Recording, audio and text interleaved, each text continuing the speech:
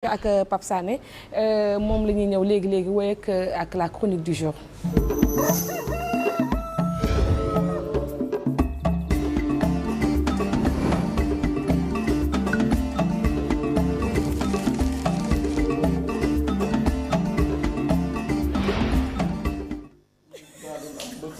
day xuloo temps wala day xuloo temps danaa la 30 minutes laa waroon am nga di ma jox ay 20 minutes alors Pape Sané bonjour maa ngi lay nuyuwaat bu baax a baax di la ziaraat ci altine bi une fois n'est pas coutume tey altine bi maam Birame Wathie la woon mais tey moom yaa ñu sees si yee ñu ci fajar gi mais c'est normal. non des fois da ngeen di xale naa da ngeen di relevanté. non c'est avec plaisir xam nga man Birame kam màggal ga la jógee. waaw sonn et puis xam naa yàpp gi sonnal. waaw loolu la booy bi nag dafa bëgg a yàpp. waaw mu ngi doon daal. yàq der est-ce que ci bokkul ci canta soos yi jàpp ci soos yi rek. bon est-ce que du soos bi sax xam naa ma yàpp bi la. soos bi la soos bi la. soos bee ko miiral. alors Limina ñu koy nuyu bu baax a baax doyen Mame Birame Wathie xam naa on espère te retrouver lundi prochain incha allah borom chapeau yu nice ci actualité borom chapeau yu nice yi borom blocage laa ko wooye blocage laa koy wooye on espère le retrouver lundi prochain incha allah ci actualité géopolitique na mën nañ ko trop mais ñu wax ci affaire Aziz Dabala ak xaritam bi mu dekkaloon ci appartement bi on revient pas parce que histoire bi xam nañ ko déjà dafa tenir en haleine toute la population parce que ba tey xamaguñu ñan ñoo def ñaawteef bi même bu fekkente ne am na ñu ci jàpp mais quand même l'enquête avance pas à pas mais boobu ba tey ñu ngi naan autorités yi génnaguñu waxal ñu seen bopp li xew exactement ci fait boobu te malheureusement les commentaires continuent à bon train. Tout à fait voilà soxna si déjà dañuy revenir un peu sur pas sur les faits parce que comme ni nga ko waxee les faits nit ñi xam nañ ko dañuy revenir sur mbir mi fu mu déparé. Ce n'est pas tous les jours. Ce n'est pas tous les jours il faut le dire. ñu ne Sénégal kër sangam wala koñ sangam y a eu un double meurtre. C'est vrai que depuis un certain temps dañu noter quand même une recrudescence de meurtre et d'assassinat ça il faut le dire. Donc bokk na ci li nga xam ne mën nañ ko jël dugal ko ci wàllu insécurité.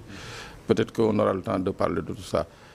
Quand il y a eu ce double meurtre là automatiquement dañ ne police su Pikine ñëw na def na les constats d'usage police scientifique ñëw na def liñ naan les surveiller ak garder conserver la scène de crime prélever les premiers éléments de preuve pour wane lii ak lii ñu teg ci quelques 24 heures ñu ne ñu le procureur de la République dénk na enquête bi la division des investigations criminelles ba boobu c'était des supputations rek nit ñi dañ doon ku ci nekk wax sa xalaat daal double meurtre la ñi naan dañ leen daggate fii ñi naan nii ñi naan laa ñi naan laa mais mbir mi après y a eu le Magal de Touba mu am une certaine accalmie mais qu'est-ce qui s'est passé mooy biñ ne dañu arrêté le présumé auteur à Touba foofu la mbir mi demee fa la pëccxoo bi commencé le vendredi chacun y est allé de ses connaissances de ses informations de ses sources mais mu am li nga xam ne il faut ñu établir ko procureur de la République moom mooy désigner un service une unité d'enquête ne ko ma dem ba sa unité bi yow laa dénk enquête bi procureur du jël benn enquête dénk ko ñaari service donc pour que ce soit très clair enquête bi division des investigations criminelles nañ ko dénk comment ça se fait que gendarmerie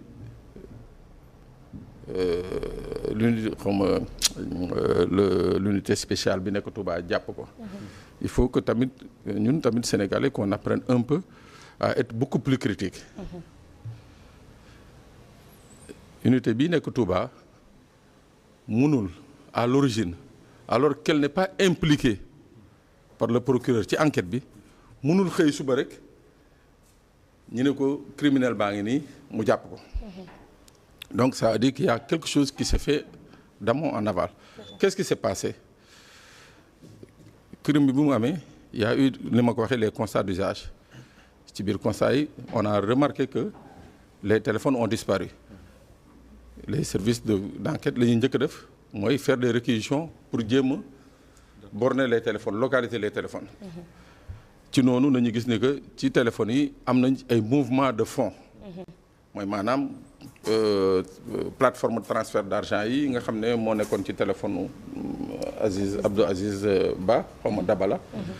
am na ay transfert de fonds donc téléphone boobu nag nga xam ne moo def transfert yi téléphone boobu nañu topp bi ñu toppee téléphone bi topp téléphone yi les services de police et de gendarmerie c'est-à-dire les unités d'enquête dafa am fi nga xam ne dañ ci limité mooy maanaam téléphone u Pape Sané mun nañ ko topp mais munuñu avec certitude ne téléphone u Pape Sané mu ngi Walfadjri fii ci studio bi munuñu ko. Il y a qu'un seul service au Sénégal officiellement je dis bien officiellement. Parce que on est quand même on a vu que à un certain moment dans ce pays beaucoup de services avaient ce genre de matériel.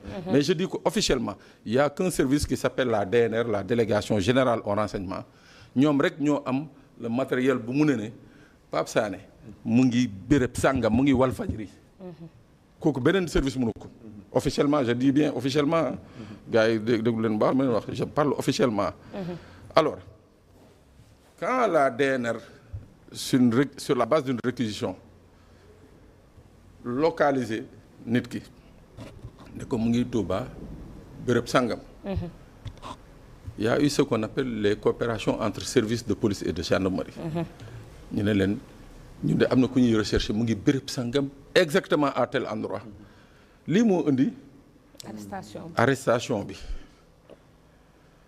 lii moo indi arrestation bi léegi arrestation yooyu bu amee qu'est-ce qui se passe bu ñu santee monsieur Kane ne ko arrêté le Pape Sané monsieur Kane bu ko arrêté lenn rek la ko yoon autorisé mooy entendre Pape Sané sur son identité mu confirmer son identité xam nga ndax comprendre ngeen effectivement waaw monsieur Kane lenn rek la ko yoon may entendre Pape Sané sur son identité noo tudd Pape Sané date de naissance sa papa sa yaay looy liggéey foo dëkk point barre ne leen waa jooju ngeen doon laaj effectivement waa jaa ngi nii après nag ñu soog ko jël nag jox ko service su kii nga xam ne mooy Demba Ramata parce que kooku le procureur dénk enquête bi mooy d'où son transfert de Touba à Dakar léegi nag tout ce qui s'est passé ci diggante boobu ce n'est que supputation.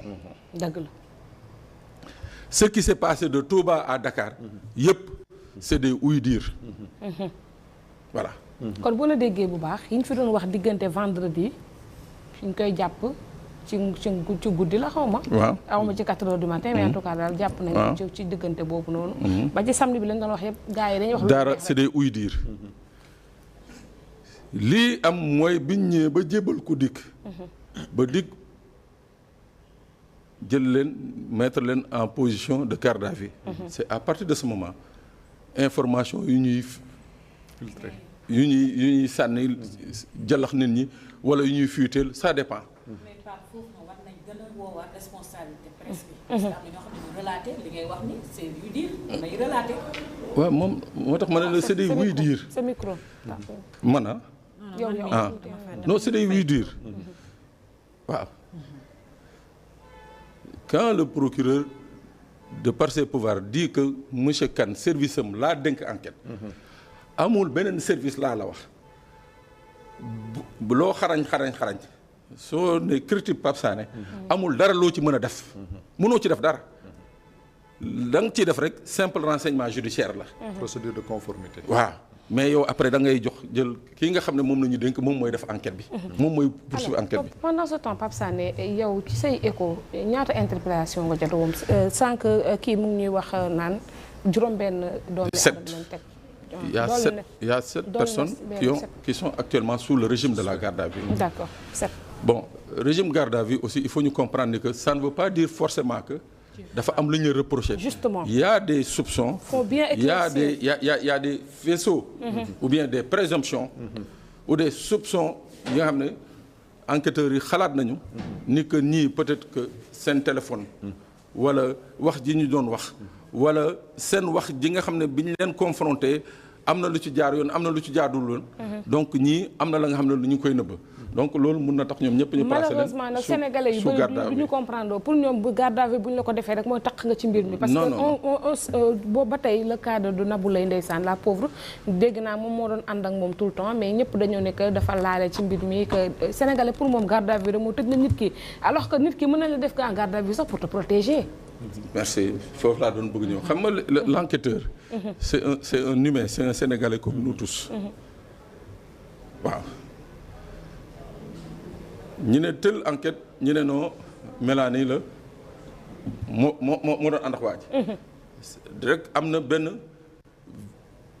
vindicte am na la nga xam ne rek teg nañ ko ci ndoddu Mélanie c'est-à-dire bàyyi ko mu circulé sax xëy na am na benn fan sa Aziz Dabala mun na gis Mélanie ci mbedd bi rek mer rek uti ko donc loolu yëpp am na ci mun nañ koy protéger mais wax ji yëpp man je dis que je dis encore c'est de la responsabilité. lii fi pëcc xoob yëpp c'est la responsabilité du procureur de la République. mais bien sûr parce que l'article 11 du code de procédure pénale moom moo sant procureur.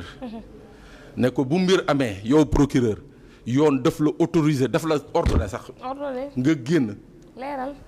leeral tout en respectant le secret de l'enquête.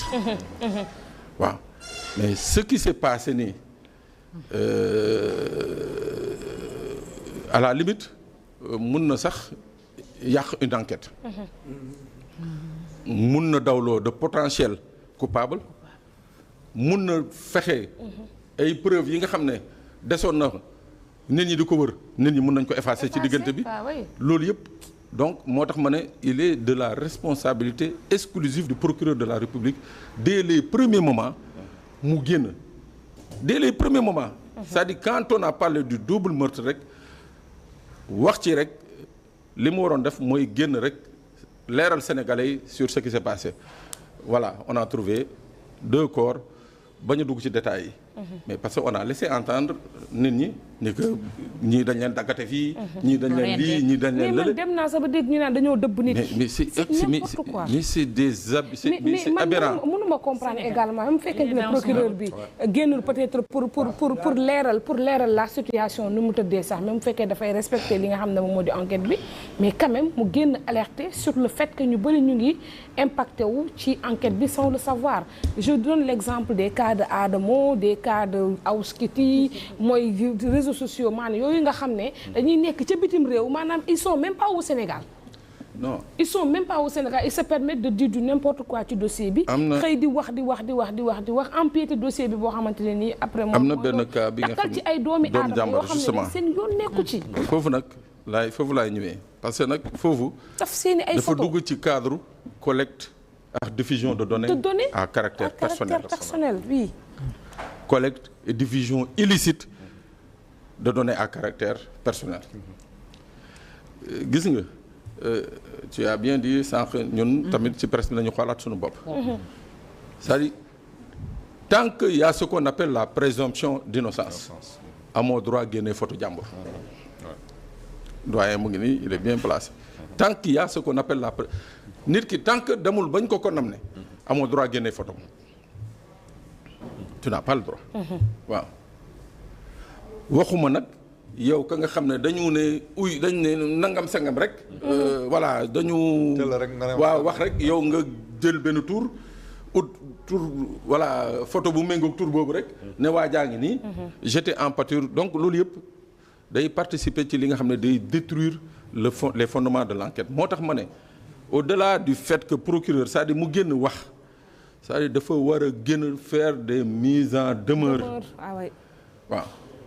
c'est ce qu'il avait fait dans l'affaire Kabiline Diatta. waaw il faut gën a faire des mises en demeure xamal ni que lii mun nañ la ci topp maanaam. bu enquête bi demee ba dévoyé wala yàqu yow mi mun nañ la topp ci lii wala ci lële.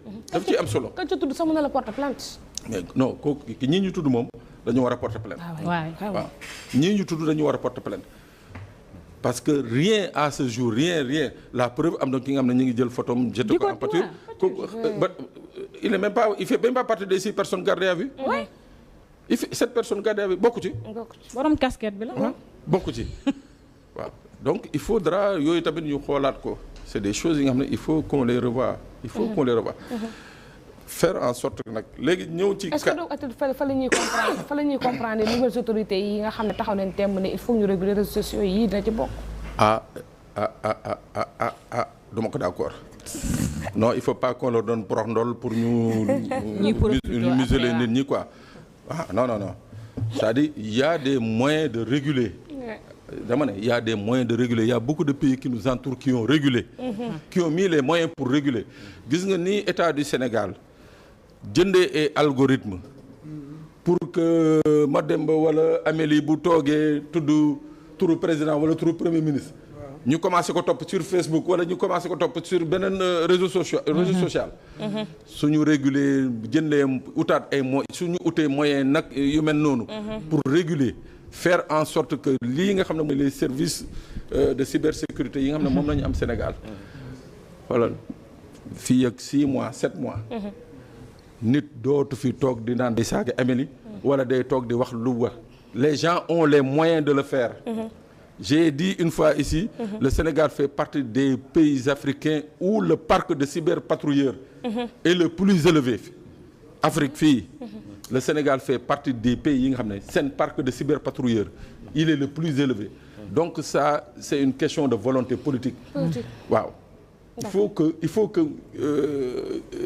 monsieur dafa doon wax sànq paradigme. Il faut que ñu changer de paradigme. Qu'on arrête de mettre les services de sécurité, de police et de gendarmerie juste à la disposition des autorités. Il faut que ñu xam ne seen mission c'est que dañu war a nekk à la disposition des populations et des institutions. Tout à fait. loolu daf ci am solo. waaw tey jii boo fi tuddoon benn autorité léegi ñu dem ne critique waa ji indi ko. mooy Demba Ramata lu mu doon wax sànq ne moom leeroon na ko daañu jàpp gars yi effectivement daañu leen jàpp parce que ils ont le moyen pour le faire. Mais la ñu war a def mooy travailler sur la prévention travailler sur la sensibilisation ba genre yooyu di bañ a am te loolu dañuy permettre ñu ñëw tuuti ci wàllu insécurité. On a noté ces meurtres là. Pourquoi je le dis et j'attire l'attention. Parce que même Aziz Dabala avant moo gaañu une semaine avant rek ginnaaw raay googu ma dëkkoon. ñu ngi doon wax ci benn cas. bi ñu rey benn voisin yom ba mu naan dañoo war a def peine de mort. mais ci même semaine lañ ko faat moom. mais jour bi ñu découvrir son corps le lendemain. benn femme fële Guédiawaye ci biir këram lañ ko xoj. bëgg àgg ci kaw. tu vois ñu tete l'intervention du voisin le pire se serait produit. mais il faut que nag benn affaire ça c'est à l'attention des nouvelles autorités. xam nga criminalité.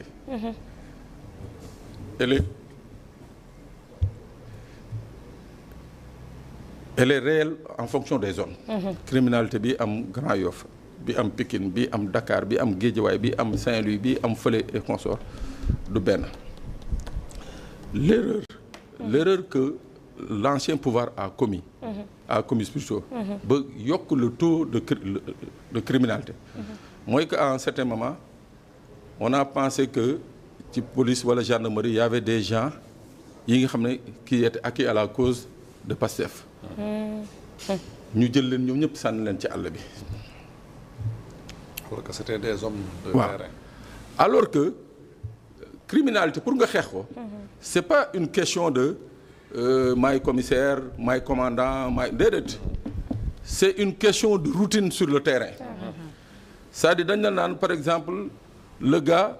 def na 5 ans ou 7 ans à la brigade de recherche de Pikine ou de Guédiawaye ba nga xam ne suñ ne fële buntu Pikine am na kuñ fa mbéj mu ne la diw la. mën na la citer sax la personne. waaw mu ne la diw la loolu c'est un acquis c'est-à-dire da koy xeex sur le terrain les nouvelles autorités nag il faut pas qu'elles tombent ci piège boobu parce que def nañu mouvement police def nañu mouvement gendarmerie.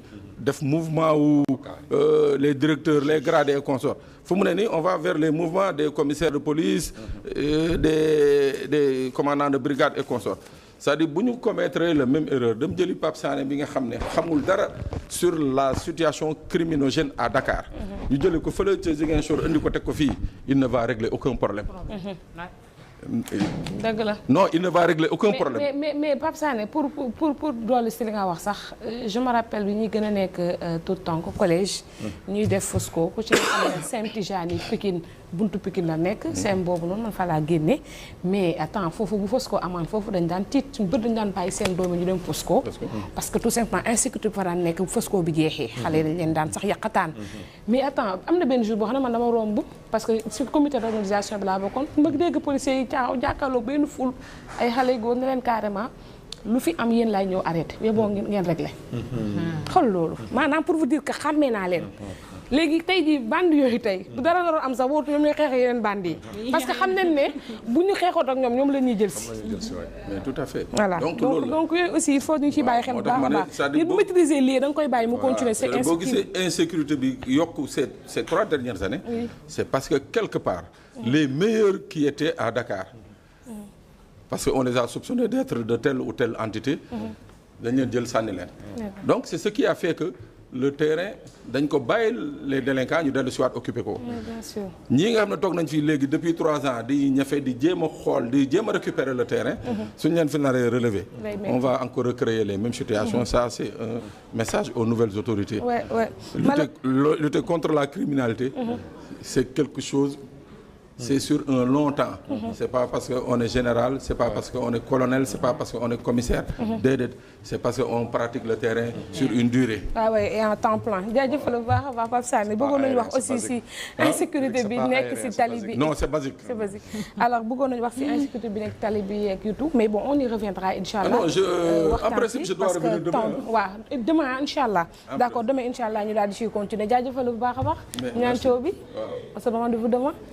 waaw nga yow moom tey dañ ñoo bégal daal dañ ñoo bégal Mélanie merci jaajëfal bu baax Seydou Nourou merci jërëjëf ci CSI bi merci doyen yow tamit ñu ngi lay jaajëfal on se rendez-vous demain inchallah demain ñu daal di woyal réveil bi en attendant dañ leen di bàyyi ak l'équipe de Petit Déj qui se prépare de l'autre côté Fatou Diouf Faye sera là pour vous accompagner jusqu'à 11h.